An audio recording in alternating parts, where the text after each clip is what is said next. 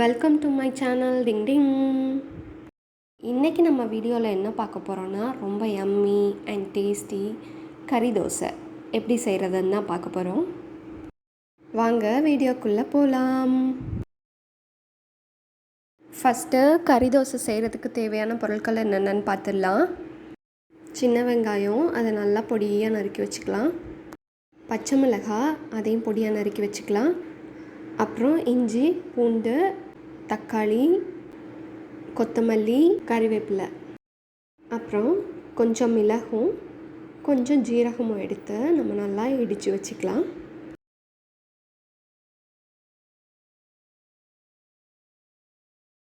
நம்ம நறுக்கி வச்சுருக்கிற இந்த இஞ்சி பூண்டையும் நல்லா இடித்து வச்சுக்கலாம்.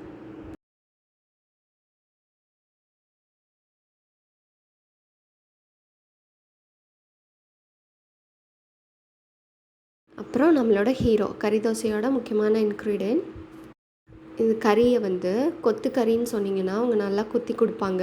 அப்படி இல்லை பெரிய பெரிய பீசஸாக கொடுத்தாங்கன்னா இந்த மாதிரி நீங்கள் குட்டி குட்டியாக நறுக்கி வச்சுக்கோங்க. இப்போது இந்த கறியை நல்லா வாஷ் பண்ணிடலாம். இப்போது இந்த கறி மசாலா எப்படி செய்கிறதுன்னு பார்க்கலாம். ஃபஸ்ட்டு இந்த மண் சட்டி நல்லா காஞ்சதும் இதில் எண்ணெய் விட்டுக்கலாம். அப்புறம் குட்டியாக நறுக்கி வச்சுருக்கிற வெங்காயத்தை போட்டு கொஞ்சம் நேரம் வதக்கி விட்டுக்கலாம்.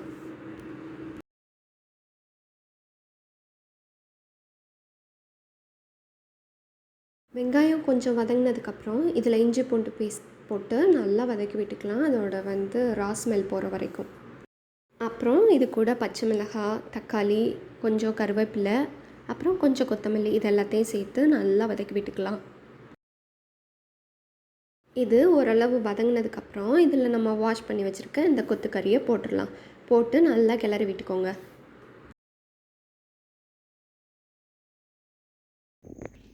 நல்லா கிளறினதுக்கப்புறமா இதில் மிளகாத்தூள், மல்லித்தூள் இது ரெண்டையும் ஆட் பண்ணிக்கலாம்.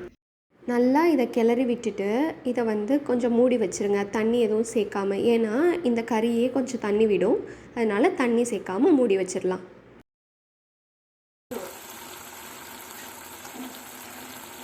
இப்போ பாருங்கள் இதில் எவ்வளோ தண்ணி விட்டுருக்கு அப்படின்ட்டு.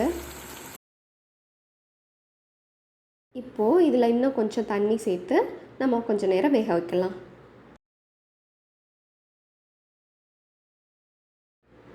இப்போ இது நல்லா வெந்திருக்கு.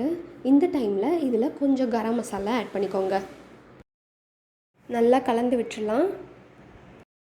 ஸ்டவ் ஆஃப் பண்ணுறதுக்கு முன்னாடி நம்ம இடித்து வச்சுருக்க மிளகு, ஜீரகம் பொடி இருக்கு இல்லையா, அதை இதில் போட்டு நல்லா கிளறி விட்டுடலாம். அப்புறம் கொஞ்சம் கொத்தமல்லி அதையும் சேர்த்து கிளறி விட்டு நம்ம ஸ்டவ் ஆஃப் பண்ணிக்கலாம். அடுத்து நம்ம தோசை ரெடி பண்ணிடலாம். ஒரு முட்டை எடுத்துக்கலாம், அதை இந்த மாதிரி நல்லா பீட் பண்ணி வச்சுக்குவோம். இப்போது நம்ம தோசை ஊற்றலாம். தோசை கொஞ்சம் கனமாக இருக்கிற மாதிரி ஊற்றிக்கோங்க. அதுக்கு மேலே நம்ம பீட் பண்ணி வச்சுருக்க இந்த முட்டையை ஊற்றிக்கலாம்.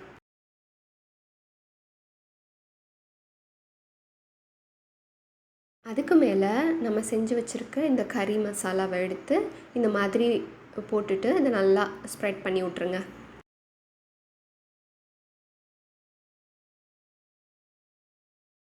அதுக்கு மேலே கொஞ்சம் கொத்தமல்லி, அப்புறம் கருவேப்பிலை இப்படி வச்சுக்கலாம்.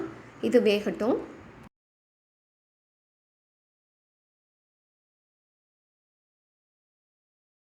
இது கொஞ்சம் வெந்ததுக்கப்புறம் இதை திருப்பி போட்டுடலாம். இப்போது நம்ம யம்மியான கறி தோசை ரெடி ஆயிடுச்சு. உங்களுக்கு இந்த வீடியோ பிடிச்சிருந்தா கண்டிப்பாக லைக் பண்ணுங்கள், ஷேர் பண்ணுங்கள், மறக்காமல் சப்ஸ்கிரைப் பண்ணிடுங்க. கூடவே பக்கத்தில் இருக்க பெல் ஐக்கானையும் கிளிக் பண்ணிடுங்க. ஸோ நான் போடுற வீடியோஸ் உங்களுக்கு நோட்டிஃபிகேஷனாக வரும். தேங்க்ஸ் ஃபார் வாட்சிங்.